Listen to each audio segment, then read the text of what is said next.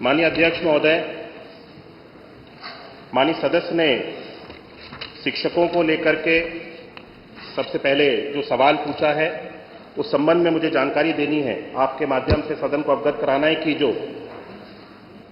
हमारे वर्तमान में जो हमारी छात्रों की संख्या है, उन छात्रों की संख्या को देखते हुए जो हमारे पास में शिक्षक हैं, मैं इसमें शिक्षकों को ही केवल सम्मिलित कर रहा हूं, सहायक अध्यापकों को,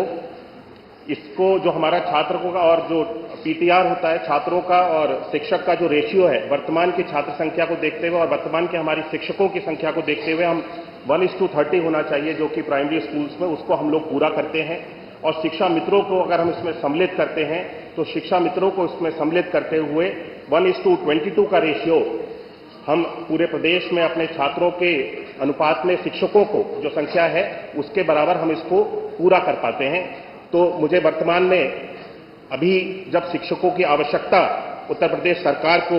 अपनी छात्रों को संख्या को देखते हुए हुई, तो हमारी सरकार के समय में ऐसे समय समय पे अलग अलग भर्तियों के माध्यम से भी शिक्षकों की नियुक्ति की गई है। मैं सदन को आपके माध्यम से अवगत कराना चाहता हूं कि 2018 में 12,460 सहायक अध्यापक प्राथमिक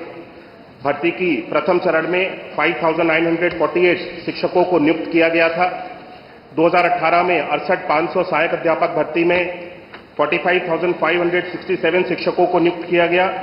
और 69,000 सहायक अध्यापक भर्ती में 2020-21 में 69,000 टीचर्स को रिक्रूट किया गया, नियुक्त किया गया और 12,460 सहायक अध्यापक भर्ती में 2023-24 में 5,856 शिक्षकों को नियुक्त किया गया। ये मिलाकर के कुल 1,26,371 शिक्षकों को हमारी सरकार के समय में नियुक्ति दी गई है। अब जब वर्तमान में छात्रों की और शिक्षकों का अगर अनुपात हम लोगों को इस तरह से अवगत महसूस होगा कि छात्रों की और अगर छात्र बढ़ रहे हैं तो आने वाले समय में शिक्षकों की अगर आवश्यकता होगी तब इसके ऊपर विचार किया जाएगा। वर्तमान में कोई नई नियुक्ति को निकालने के लिए सरकार का कोई विचार नहीं है। माननीय सदस्य ने और भी प्रश्न किए कि जो नियुक्ति अभी कोर्ट में विचाराधीन है, कोर्ट में जो सुप्रीम कोर्ट में 69,000 की एक भर्ती हमारी विचाराधीन है, जिसपे माननीय सुप्रीम कोर्ट में सर्वोच्च न्यायालय में जिसका केस चल रहा है, उसकी लिए हमारी सरकार की ओर से पूर्ण रूप से पहल की जा रही है। जो भी हमारी सरकार का उसमें योगदान हो सकता है, हम स्वयं चाहते हैं कि शिक्षकों की ये जो भर्ती की प्रक्रिया है इसको जल्द से जल्द समाप्त किया जाए और सरकार की ओर से इसमें पूर्ण योगदान दिया जा रहा है। माननीय सदस्य ने खेलकूद के बारे में भी चर्चा की। मैं बताना चाहता हूं, अवगत कराना चाहता हूं कि हमारी सरकार के समय में बच्चों की शिक्षा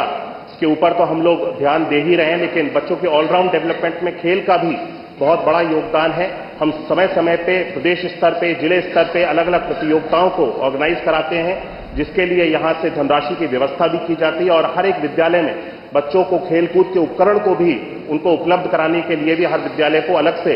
हमारी सरकार के द्वारा, शासन के द्वारा धनराशि दी जाती है, जिसके माध्यम से बच्चों के लिए विद्यालय स्तर पर जाकर के खेलकूद के उपकरण परचेज किए जाते हैं और जिससे बच्चे खेलकूद में जिस भी क्षेत्र में जिस भी खेल में उनकी रुचि हो उस खेल में आगे बढ़ सकते हैं। माननीय सदस्य ने यह भी प्रश्न उठाया कि हमारी सरकार के समय में विद्यालयों को बंद करने का कार्य किया जा रहा है।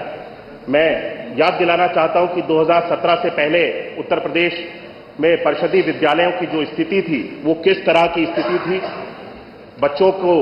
स्कूल में जाकर के पठन पाठन के कार्य की कितनी सहूलियत होती थी, हम सब लोगों ने, पूरे प्रदेश ने देखा है। 2017 के बाद से उत्तर प्रदेश में खास तौर पे परिषदीय विद्यालयों में ऑपरेशन कायाकल्प के माध्यम से जिस तरह से हमारी सरकार के द्वारा विभिन्न 19 पैरामीटर्स पे कार्य किया गया और परिषदीय विद्यालयों की